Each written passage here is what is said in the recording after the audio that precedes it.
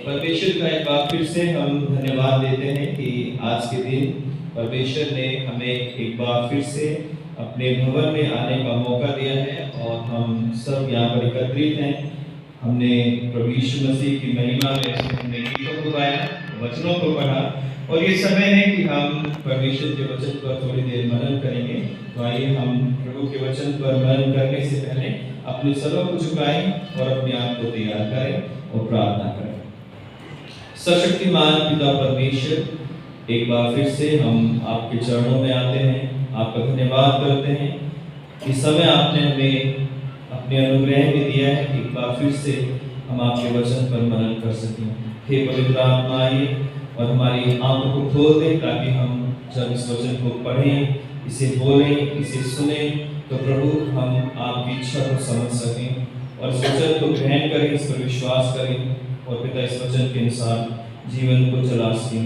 यीशु क्रिस्त के नाम से मांगते हैं, आमीन।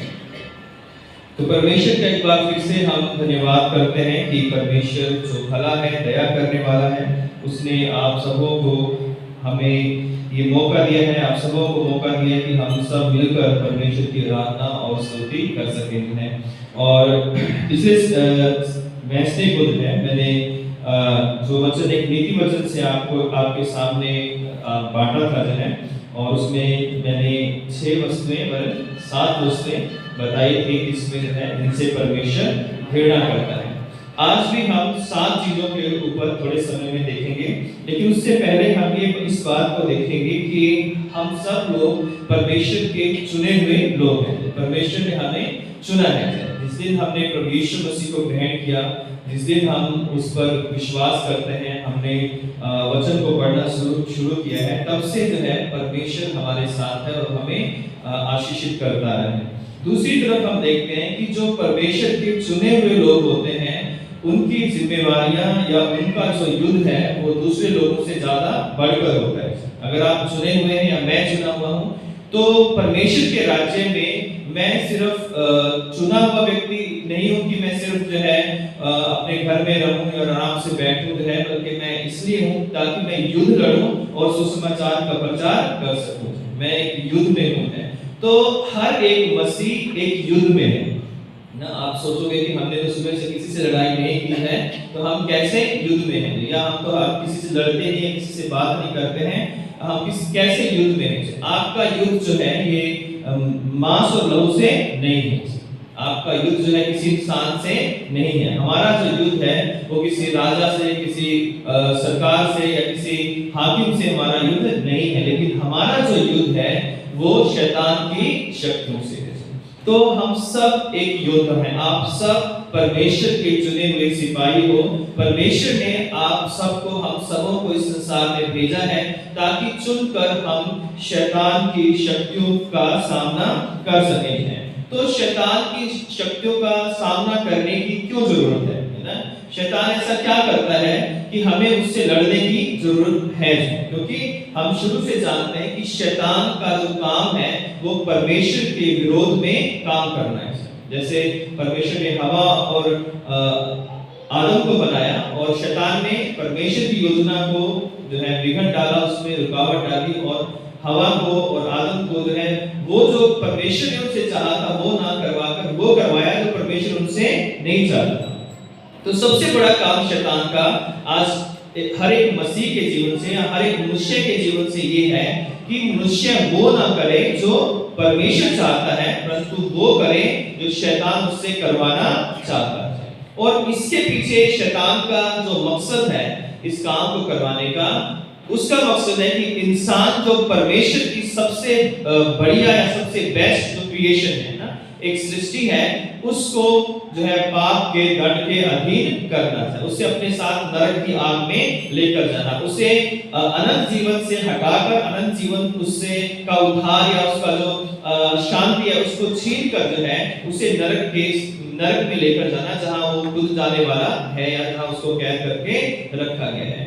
तो शैतान का काम शुरू से ही धोखा देना है। शैतान का काम परमेश्वर का विरोध करना है। शैतान का काम वचन का विरोध करना है। सुसमाचार जहां भी जाता है वहां शैतान सबसे पहले आकर उसके विरोध में खड़ा होता है। अगर हम मत्ती 4 में पढ़ते हैं, जब यीशु मसीह ने अपनी मिनिस्ट्री शुरू की, तो इससे पहले कि यीशु मसीह पब्लिकली जो है वो प्रीच करना शुरू करें, उससे पहले शैतान आकर खड़ा हो गया कि किसी तरह मैं इसको ये काम करने से रोक दूं। तो जब आप और मैं भी जब गवाही देना चाहते हैं, जब हम वचन में पढ़ने लगते हैं, जब हम प्रार्थना में पढ़ने लगते हैं, हमारा विश्वास थोड़ा मजबूत होने लगता है और हम सोचते हैं कि अब हम मसीह यीशु के अच्छे योद्धा हैं, तभी शैतान आकर हमें गिराने का प्रयास करता है। तभी वो हमारे जीवन में परीक्षाएं लेकर आता है, ताकि हम परमेश्वर के उस इच्छा को या सुसमाचार को जो प्रचार है या प्रभु के वचनों को मानना है, हमें उसके अनुसार पवित्र जीवन जीना है, उससे हमें वो हटा सके। इसलिए जो है शैतान को झूठा कहा गया है, इसलिए शैतान को झूठों का पिता कहा गया है, उसे सब असत्य का जानने वाला जो है या बोलने वाला कहा गया है। और शैतान के अलग-अलग काम बाइबल के अंदर बताए गए। अगर हम इस बात पर स्टडी करें कि शैतान कौन है, तो उसके अनेक काम हैं। झूठ फैलाना, धोखा देना, लड़ाई झगड़े करना, घृणा उत्पन्न करना, लोगों के अंदर घमंड उत्पन्न करना और तरह-तरह के बहुत सारे काम हैं। कलीसियाओं में फूट डालना, घरों में फूट डालना, परिवारों में फूट डालना। तो इन सब शैतान की जो कार्य होते हैं, तो इसका प्रभाव सीधा हमारे आत्मिक जीवन पर पड़ता है ना। ऐसा नहीं है कि शैतान कहीं काम कर रहा है तो हमें कुछ नहीं कहेगा। शैतान जब काम करता है तो हर मसीह के वो विरोध में है, हम सब के वो विरोध में है। जो लोग बाइबल को पढ़ते हैं, उसको उस पर मनन करते हैं, उसको लोगों के साथ बांटने का प्रयास करते हैं या अपने जीवन को पवित्र रखना चाहते हैं वचन के द्वारा, शैतान आकर ज्यादा उन्हें आकर परेशान करता है। और इसलिए परमेश्वर का वचन कहता है कि हमें शैतान से लड़ने की जरूरत है, हमें शैतान का सामना करने की जरूरत है। जैसे यीशु मसीह ने कहा कि हे शैतान मुझसे दूर हो जा। और आज हम मसीहों को भी जब शैतान तरह-तरह के परीक्षाओं में, प्रलोभनों में, पापों में, बुरी अभिलाषाओं में, घृणा में, पाप में, झूठ में, असत्य में वो लेकर जाना चाहता है, तो जब हम एक मसीह हैं, वचन को पढ़ने वाले हैं, तो हमें भी शैतान को कहना है कि हे शैतान मुझसे दूर हो जा। और इसलिए याकूब की पत्री उसका 4 अध्याय, अगर हम उसके 10वीं आयत पढ़ते हैं, तो वहां पर याकूब भी कहता है कि शैतान का सामना करो तो वो तुम्हारे पास से भाग जाएगा। याकूब 4 के 10 में लिखा हुआ है कि प्रभु के सामने दीन बने, 8 में लिखा है, साथ में इसलिए परमेश्वर के अधीन हो जाओ और शैतान का सामना करो तो वह तुम्हारे पास से भाग निकलेगा। 4 के 7 में ये लिखा हुआ है कि तो प्रभु के साथ रहो, उसके अधीन हो जाओ और शैतान का सामना करो तो वो तुम्हारे पास से भाग जाएगा, निकल जाएगा। तो आज हम मसीहों को शैतान का सामना करना है ना। वो करना इसलिए क्योंकि हमें अपने जीवन को बचाना है और अपने आप को पवित्र करना है, और शैतान की परीक्षाओं से जितना हम बचेंगे उतना ही हम पाप से बचेंगे। तो जो लोग शैतान को भगाना चाहते हैं, उनके लिए प्रभु ने 7 बातें बताई हैं, कैसे हम शैतान को अपनी जिंदगी से, अपने परिवार से, अपने आत्मिक जीवन को डिस्टर्ब करने से उसे भगा सकते हैं, जो कि इफिसियों उसका 6वां अध्याय और 10वीं आयत से जो है बताया गया है। तो फिर मैं एक बार इसको पढ़ लेता हूँ। लिखा है, निदान प्रभु में और उसकी शक्ति के प्रभाव में बलवंत बनो।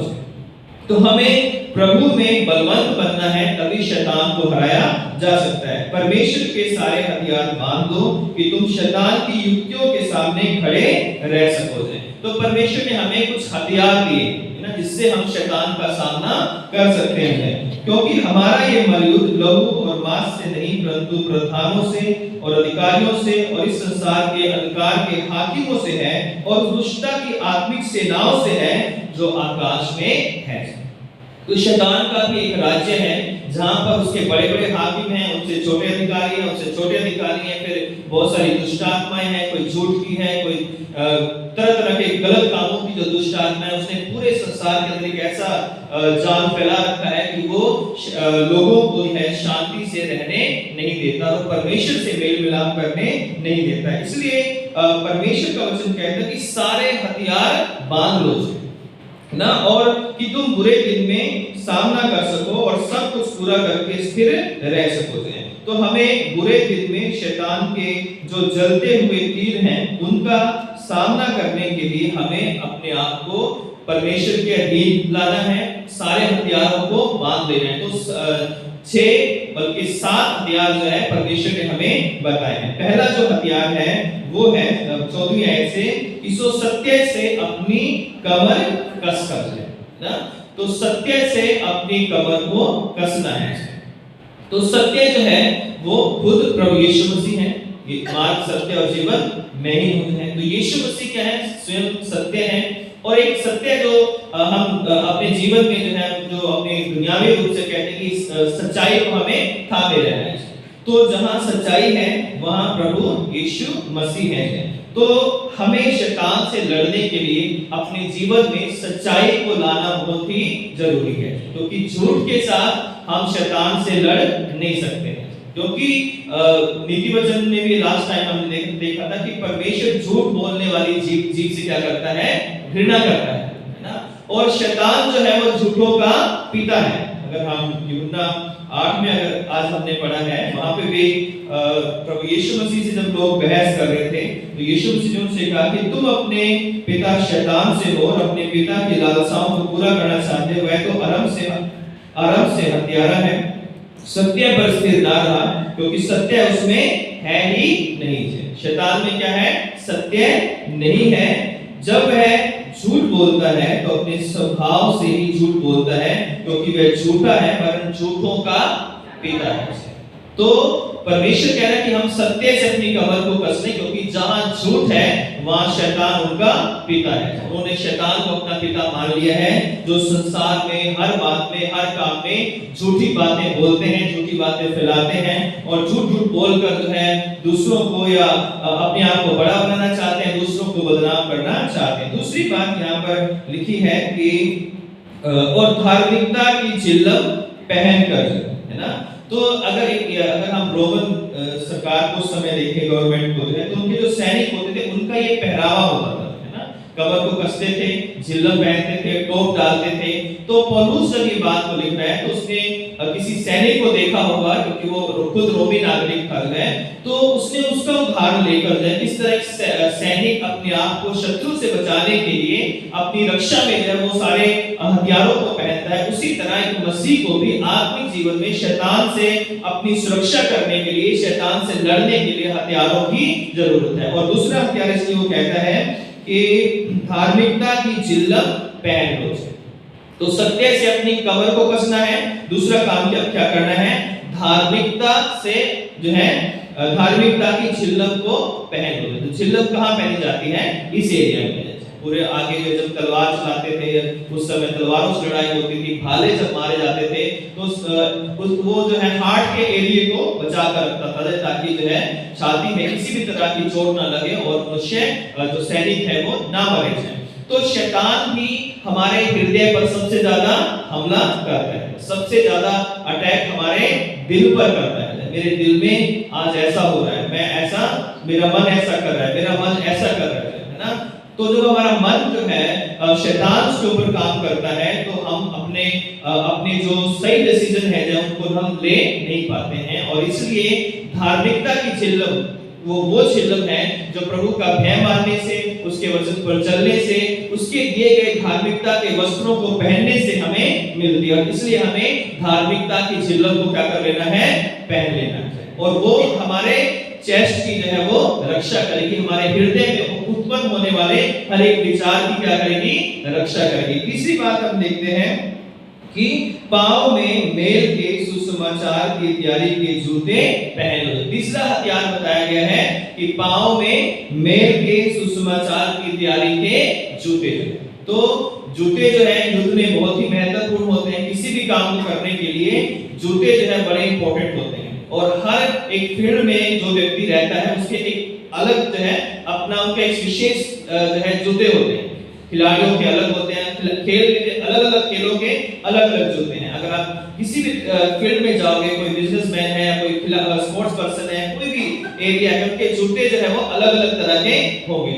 और इसलिए जो है पांव में कैसे जूते पहनने हैं? मेल के सुसमाचार के जूते। लड़ाई झगड़े के जो है सुसमाचार के जूते नहीं है। जहां पे गए लड़ाई का सुसमाचार लेके जाओ, गालियों का सुसमाचार लेके जाओ, झूठ का सुसमाचार लेके जाओ, जहां गए वहां जाकर प्रॉब्लम क्रिएट करने का सुसमाचार लेकर जाओ जो है, ऐसा वाला सुसमाचार जो है शैतान का हो सकता है, लेकिन प्रभु का जो सुसमाचार है वो मेल का सुसमाचार है। तो हम जब मसीह के लोग हैं, तो हम जब युद्ध में हैं, तो हमें पांव में मेल के सुसमाचार के जूतों को पहनना है, क्योंकि धन्य है वे जो मेल करवाते हैं, है ना। धन्य वे लोग हैं जो मेल करवाते हैं। तो जो मेल करवाने वाले हैं वो परमेश्वर की दृष्टि में धन्य हैं, परमेश्वर की दृष्टि में आशीषित हैं। और फूट डलवाने वाले या फूट डलवाकर तमाशा देखने वाले लोगों को परमेश्वर कभी पसंद नहीं करता है। तो ये वचन में भी इस बात को लिखा गया था। तो तीसरी जो बात है, हमें मेल मिलाप का हमारा उद्देश्य होना चाहिए। हमारा जो जीवन का एक मसीह का उद्देश्य है, ना चाहे वो कलीसिया हो, चाहे वो परिवार हो, चाहे कोई दो व्यक्ति हो, अलग अलग से जो है, तो हमारा जो मकसद है लोगों के अंदर मेल मिलाप करवाना है। ये नहीं कि हम जाकर कहेंगे, उसको कहेंगे नहीं तुम भी कुछ ऐसा कर दो, और उसको कहेंगे उधर से तुम भी कुछ ऐसा कर। से कहते हैं आग में घी डालना और जले पर नमक छिड़कना है। तो हम आग में घी डालने के लिए नहीं बुलाए गए, हमें आग में क्या डालना है?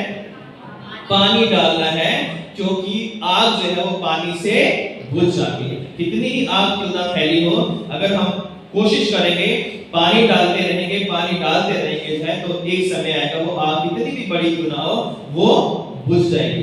तो मुझे और आपको तीसरा जो हथियार लेना है वो पांव में मेल के सुसमाचार के जूतों को पहन लेना है। चौथा जो हथियार है वो है और उस सब के साथ विश्वास की ढाल ले लो, है ना। विश्वास की ढाल, जब लोग युद्ध करते हैं तो जो ढाल होती है वो अक्सर यहाँ पर बांधी जाती है।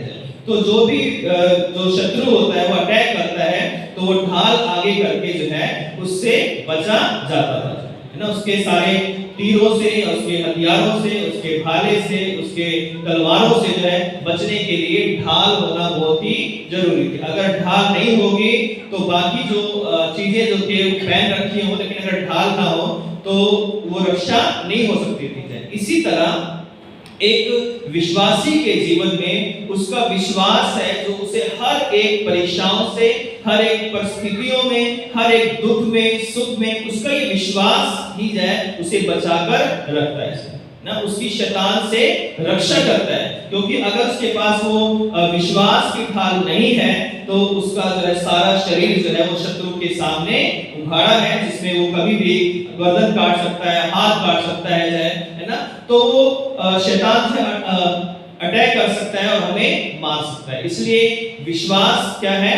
विश्वास, ऐसा विश्वास जहां पर कुछ भी नहीं हो तो भी हमें विश्वास करना है, क्योंकि परमेश्वर जो हमारा प्रभु है वो बिना देखी हुई चीजों पर विश्वास करने के लिए भी कहता है। वो कहता है कि जब तुम प्रार्थना करो और जो कुछ मांगो तो ये विश्वास कर लो कि तुम्हें क्या हो चुका है, मिल गया है। अगर हम इब्रानियों उसका 11वां अध्याय पढ़ें, पहली आयत लिखा है कि अब विश्वास आशा की हुई वस्तुओं का निश्चय और अनदेखी वस्तुओं का प्रमाण है ना। आशा, विश्वास आशा की हुई वस्तुओं का निश्चय, अभी देखा कुछ नहीं है लेकिन हम आशा करते हैं, और उस आशा की हुई वस्तुओं का निश्चय दृढ़ता से, नहीं ये काम हो सकता है, नहीं परमेश्वर मेरे साथ है, नहीं परमेश्वर मुझे छुड़ाएगा, नहीं परमेश्वर मेरी रक्षा करेगा, परमेश्वर मुझे बीमारी से छुटकारा देगा। एक विश्वास जो है दिखाई कुछ नहीं दे रहा, लेकिन जो है एक विश्वास है और वो भी दृढ़ विश्वास है। और इसलिए जो है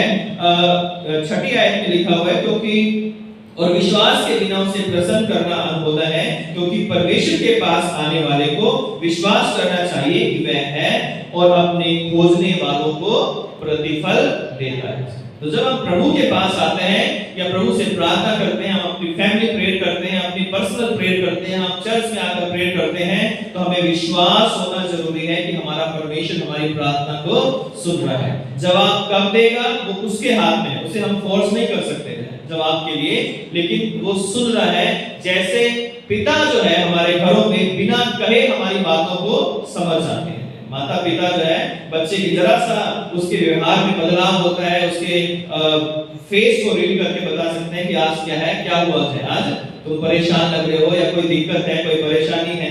नहीं नहीं मम्मी ऐसा कुछ नहीं है, नहीं पापा ऐसा कुछ नहीं है है ना। लेकिन माँ बाप भाप लेते हैं उनके चाल ढाल से, उनके उसी तरह परमेश्वर भी जो है वो हमारे मांगने से पहले हमारी जरूरतों को जानता है, इनको क्या जरूरत है, लेकिन विश्वास हमें दिखाना होगा, विश्वास हमें करना होगा। तो नेक्स्ट जो चीज है पांचवी चीज है कि हमें विश्वास की ढाल लेना है, और ये विश्वास की जो ढाल है वो सब जलते हुए तीरों को बुझाने के भी काम आती है। जो भी शैतान तीर चलाएगा विश्वास की ढाल हमें कवर देगी है। फिर जो है पांचवी चीज है उद्धार का टोप ले लो, है ना। उद्धार का टोप जो है, तो जो सैनिक होते थे वो बड़ा सा लोहे का या पीतल का जो है वो बड़ा टोप पहनते थे, जिससे उसके कान, उसका सर और उसके यहाँ पर भी पट्टी होती थी जो है, और यहाँ तक साइडों में जो है वो कवर होते थे, ताकि सिर पर कोई हमला ना हो सके, उसका सिर को बचाया जा सके। उसी तरह हमारा दिमाग जो है वो कहते हैं खाली दिमाग क्या है, शैतान का घर है ना। तो हमारा जो दिमाग है वो खाली शैतान के लिए खाली नहीं होना चाहिए, नहीं तो शैतान हमारे दिमाग में बुरे बुरे विचार लाएगा, तरह तरह की बुरी बुरी बातें लाएगा और हमारे दिमाग को स्पॉइल कर देगा, जिससे हम खुद तो स्पॉइल होंगे, लेकिन हमारे जो आसपास के जो लोग हैं वो भी स्पॉइल, उनको भी हम स्पॉइल करना शुरू कर देंगे ना। खुरापाती दिमाग के लोग जो है बहुत मिल जाते हैं, जिनका काम होता है जहां भी जाना है खुरापात फैलाना है। ऐसी कोई सुर्री छोड़ देनी है कि जहां पर आग लग जाए और आप पतली गली से जो है निकल जाए। मैंने तो कुछ किया ही नहीं है, मैं तो इसमें तो कहा था कि वो ऐसा कह रहा है ना, वो उनके घर में आग लगा के और जो है आप निकल जाते हैं। ऐसे दिमाग के लोगों से हमें अपने आप को बचाना है, क्योंकि ऐसा व्यक्ति आप तो निकल जाएगा, लेकिन आपके घर को जो है वो एक राख का एक बड़ा ढेर बनाकर चला जाएगा, क्योंकि जहां आग लगती है वहां सब कुछ क्या होता है, जल जाता है। जलने के बाद क्या बचता है, राख बचती है, और वो राख हमारे किसी काम की नहीं होती है। तो हमें ऐसे लोगों से बचना है और अपने आप को जो है उद्धार का टोप पहन लेना है। वो उद्धार का टोप यीशु मसीह ने वो हमें एक आनंद दिया है, एक विश्वास दिया है, खुशी दी है कि हम उद्धार पाए हुए लोग हैं, हमें परमेश्वर में मजबूत रहने की जरूरत है। और उस उद्धार का यानी अपने उद्धार को हमेशा कायम रखना, उसको बनाए रखना, ये याद रखना है कि मैं उद्धार पाया हुआ व्यक्ति हूं, इसलिए अपने दिमाग में हमें शैतान के विचारों को कुचल देना, उसे जगह बनाने के लिए, उसे घोंसला बनाने के लिए हमें जगह नहीं देनी चाहिए। इसलिए हमें पांचवा जो चीज है वो है उद्धार का टोप जो है। और छठी चीज जो है आत्मा की तलवार ले लो, जो कि परमेश्वर का वचन है ना। तो सब बाकी जो पांच चीजें अभी तक बताई थी वो प्रोटेक्शन के लिए थी, है ना, अपने आप को प्रोटेक्ट करने के लिए थे, लेकिन अटैक करने के लिए क्या है, तलवार होती है ना। अगर कोई सैनिक युद्ध करने के लिए जाए, टोप पहन ले, झिल्लम पहन ले, शू अच्छे बढ़िया पहन ले और ढाल भी ले ले और तलवार लेकर ना जाए ना, तो क्या कर सकता है वो, कुछ देर तक अपने आप को बचा सकता है ना। तो कोई आगे से अगर मारेगा तो बचा सकता है, लेकिन पीछे वाले से अपने आप को बचा नहीं सकता है ना। बचाने के लिए क्या चीज है, बचने के लिए तलवार भी चाहिए, ताकि कोई अगर उस पर अटैक करे तो उसके ऊपर भी क्या किया जा सके, अटैक किया जा सके। और अटैक के लिए उस समय जो है, आज तो बहुत कुछ है, उस समय क्या थी, मेन तलवार थी, भाले या तलवार थी है। तो यहाँ पर वो तलवार किस चीज की हमें लेनी, ताकि हम शत्रु को नष्ट कर सके, तहस नहस कर सके। शत्रु को नाश करने के लिए परमेश्वर का वचन है, आत्मा की तलवार जो कि परमेश्वर का वचन है। परमेश्वर का वचन आत्मा की तलवार है, और ये जो वचन है वो आर पार छेद देता है। इब्रानियों 4:12 के अनुसार ये वचन जो है पवित्र है, और ये वचन जो है वो शुद्ध करने वाला है, और जितना हम इसका इस्तेमाल करते हैं शैतान हमसे दूर भागना शुरू हो जाता है। जितना हम वचन का इस्तेमाल करते हैं, जैसे यीशु मसीह ने किया था, जैसा चेले कर रहे थे, जैसा आज हम सब जो है, जब शैतान हमारे जीवन में हावी होना चाहता है, हमारे दिल पर, हमारे दिमाग पर, हमारे विचारों पर, हमारी सोच पर वो हमला करना चाहता है, अपने कब्जे में हमें लेना चाहता है, परीक्षाओं में हमें गिराना चाहता है, तो हम प्रभु के वचन को याद करेंगे, उसका इस्तेमाल करेंगे, उसको मुंह से बोले जो है कि यहोवा मेरा चरवाहा है, मुझे कोई घटे नहीं होगी ना, मैं परमेश्वर का चुना हुआ व्यक्ति हूँ, मैं यीशु मसीह का बेटा हूँ या उसकी बेटी, इसलिए मैं शैतान के किसी चंगुल में नहीं फंसूंगा। तो ये 6 हथियार हैं। इसके साथ एक और चीज जो बताई गई है, लिखा है कि और हर समय और हर प्रकार से आत्मा में प्रार्थना विनती करते रहो और इसलिए जागते रहो कि सब पवित्र लोगों के लिए लगातार विनती करते रहो। तो प्रार्थना विनती जो है हमें लगातार करते रहना चाहिए। ये नहीं कि हमने सब हथियार ले लिए हैं, हमारे पास विश्वास भी है, हमारे पास वचन भी है, हमारे पास सब चीजें हैं और प्रार्थना करना हमें छोड़ दिया है ना। प्रार्थना हम नहीं करेंगे क्योंकि हमारे पास सारे हथियार आ चुके हैं। तो 7वां तो सबसे बड़ा हथियार है वो ये है कि आत्मा में हमें प्रार्थना करते रहना है। जितना हम आत्मा में प्रार्थना करेंगे उतना परमेश्वर की नजदीकी हमेशा हमारे साथ बनी रहेगी। और आत्मा में प्रार्थना करने के लिए जरूरी नहीं है कि हमें बैठकर ही या खड़े होकर ही प्रार्थना करनी है या चर्च में आकर ही हमें प्रार्थना करनी है, तभी हम आत्मा में प्रार्थना कर सकते हैं। आप अपने घर में चलते फिरते उठते बैठते परमेश्वर को याद कर सकते हो और अपने आत्मा में धन्यवाद कर सकते हो। उन लोगों के लिए जो आपको पता है कि वो बीमार हैं, उनके लिए आप प्रार्थना कर सकते हो कि हे परमेश्वर, मैं उनके लिए प्रार्थना करता हूँ, आपने चंगाई दो। जो आपकी कोई जरूरत है, आपके बच्चों की, आपके माता पिता की, आपके भाई बहनों की कोई जरूरत है, आप आत्मा में परमेश्वर से लगातार बातें कर सकते हो ना। और इसके लिए कोई अपॉइंटमेंट लेने की परमेश्वर से जरूरत नहीं है। वो कहता है कि तुम मांगो तो मैं तुम्हें दूंगा। तो परमेश्वर जो है आज हम सबको चाहता है, हम सबसे चाहता है कि हम जो एक युद्ध में हैं, हम अपने युद्ध में होने की जिम्मेवारियों को समझे जाएं। अगर हम नादान रहेंगे, अगर हम लापरवाह रहेंगे तो शैतान हमें किसी भी एक हथियार के द्वारा जो उसके पास है हमें मार सकता है या हमारे आत्मिक जीवन को नष्ट कर सकता है। हमें एक मेल मिलाप करने वाले से हमें फूट डालने वाला बना सकता है। हमें विश्वास करने वाले से हमें एक अविश्वासी बना सकता है। हमें जो है सत्य से कमर कसने वाले के बजाय हमें झूठ से जो है झूठ फैलाने वाला और झूठ से कमर कसने वाला बना सकता है। हमारे उद्धार के टोप को वो छीन सकता है, हमारे दिमाग में बिठा सकता है कि परमेश्वर तो नहीं है ना, उसने हमारे लिए क्या किया है। तो ऐसी तरह तरह के निराशा और तरह तरह की बुरी बातें शैतान हमारे जीवन में ला सकता है। लेकिन आज जो ये समय है, लैंड डेज हमें दिए गए हैं ताकि हम एक बार फिर से अपने आप को जांचें परखें और अपने हथियारों को मजबूत करें, क्योंकि हम युद्ध में हम तैयार रहें और हम लड़ने के लिए जब प्रतिदिन जब हम उठते हैं तो आप ये सोचें कि हमें किसी इंसान से हमारी लड़ाई नहीं, हमारी लड़ाई शैतान से। और शैतान से लड़ने के लिए आपके पास आत्मा की तलवार होना बहुत ही जरूरी है। शैतान से लड़ने के लिए आपकी आत्मा में प्रार्थना होना बहुत ही जरूरी है। जो व्यक्ति प्रार्थना करते रहेगा शैतान उसके पास नहीं आएगा। जो व्यक्ति प्रार्थना करना छोड़ देगा, वचन पढ़ना छोड़ देगा और अपने जो मन की रक्षा नहीं करेगा, अपनी बुद्धि की रक्षा नहीं करेगा, अपने शरीर की रक्षा नहीं करेगा, अपने विचारों की रक्षा नहीं करेगा, अपनी लालसाओं की रक्षा नहीं करेगा और सोचेगा कोई बात नहीं, दुनिया जैसे चल रही है चलती रही, मुझे क्या लेना देना है, मैं भी ऐसे ही करूंगा जैसा दुनिया करे। याद रखें, एक दिन हिसाब हमें ज्यादा देना पड़ेगा, क्योंकि जिनको ज्यादा दिया गया है उनसे लिया भी ज्यादा जाएगा, है ना। बाकियों से परमेश्वर की मर्जी वो क्या करेगा, लेकिन हम मसीहों को सबसे ज्यादा दिया गया है और हमसे सबसे ज्यादा लिया जाएगा। चाहे हम पास्टर हैं, चाहे हम कलीसिया हैं, परमेश्वर सबका न्याय करेगा। और जब हम सबका न्याय करेगा तो हम सबों को परमेश्वर के सिंहासन के सामने खड़ा होना पड़ेगा।